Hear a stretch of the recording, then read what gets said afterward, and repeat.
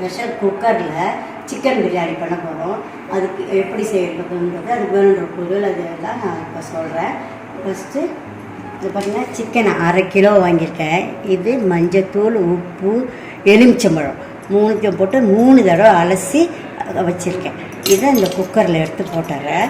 பெரிய பெரிய பீஸா பிரியாணிக்கு மாதிரி இது பாருங்கள், வேணுன்ற மாதிரி போட்டிருக்கேன். சிக்கனுக்கு மாத்திரம் உப்பு போடணும். இது பாருங்கள்,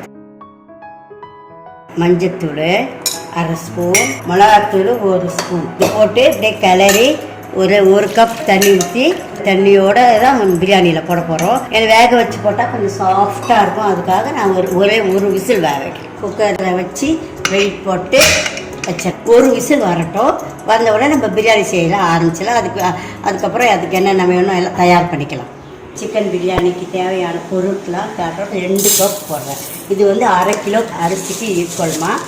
1/2 கிலோ அரிசிக்கு 1/2 கிலோ சிக்கன். இதை தண்ணியில் போட்டு ஊற வச்சிடலாம். ஃபஸ்ட்டு தயிர் 1/2 கப் போட்டுருக்கேன், பால் 1/2 கப் போட்டுருக்கேன், 2 வெங்காயம் இந்த மாதிரி நீட்டாக அரிஞ்சு வச்சுருக்கேன், 2 தக்காளி நைஸாக அரிஞ்சு வச்சுருக்கேன். இந்த மாதிரி புதினா, கொத்தமல்லி கட் பண்ணி 10-12 பூண்டு, இஞ்சி ஒரு இது மாதிரி கட் பண்ண பீசஸ் ஒரு 10 பீஸ், பச்சை மிளகா 6 பச்சை மிளகா வச்சுருக்கேன், கரம் மசாலா தூளும் பிரியாணி மசாலா தூளும் 1/2 ஸ்பூன் போட்டிருக்கேன், பிரிஞ்சி இலை 4 சின்னதாக இருக்குது, பட்டை ஒரு 4 சின்னதாக இருக்குது, லவங்கம் ஒரு 7-8 இது போட்டிருக்கேன், தனி மிளகாத்தூள் 1 ஸ்பூன் போட்டிருக்கேன், 100 எண்ணெய். நீங்கள் எண்ணெய் யூஸ் பண்ண விரும்புகிறீங்களோ அந்த எண்ணெய் போட்டுக்கோங்க. நான் கடலெண்ணெய் போட்டிருக்கேன்.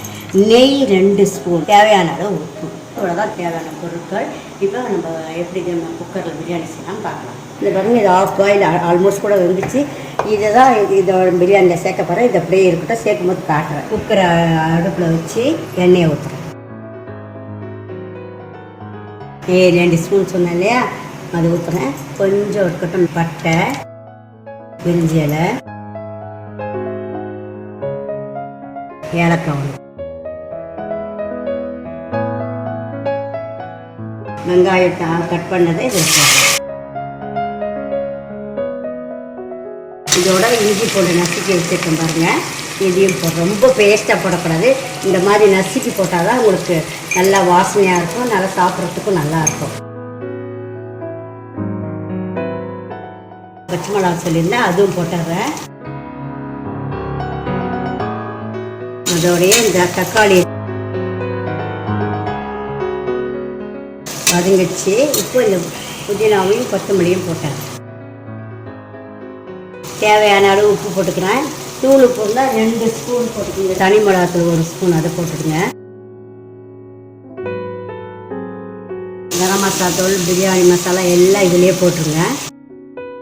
இந்த வேக வச்ச சிக்கனையும் இதில் போட்டு வதக்கலாம். இந்த தண்ணியை ஊற்ற வேண்டாம், அப்புறமா ஊற்றிக்கலாம். அளந்து ஊற்றணும், அதனால் அந்த தண்ணி வேண்டாம், அப்படியே வச்சிடலாம். இப்போ இந்த சிக்கன் மட்டும் போட்டு இந்த மசாலாவோடைய இந்த எண்ணெயோடையும் ஒரு வதக்குங்க. அப்போ தான் நல்லாயிருக்கும்.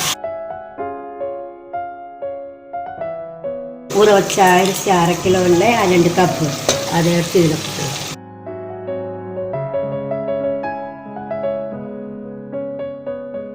அரிசி வதங்கிட்டுல இதில் 1/2 கப் தயிர்,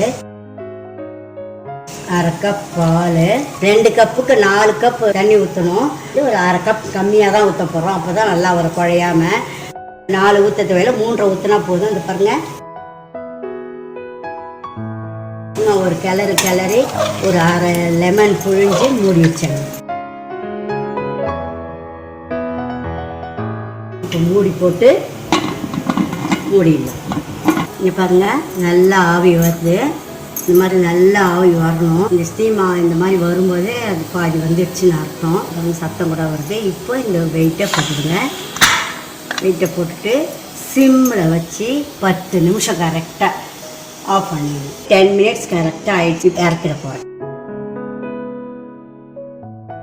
நல்லா நீட்டாக அழகாக பிரியாணி அரிசி சூப்பராக வெந்திருக்கு. இது பாருங்கள், அடியில் குக்கரில் ஒட்டவே இல்லை. அழகாக அடி பிடிக்காமல் சூப்பராக வந்துச்சு பாருங்கள்.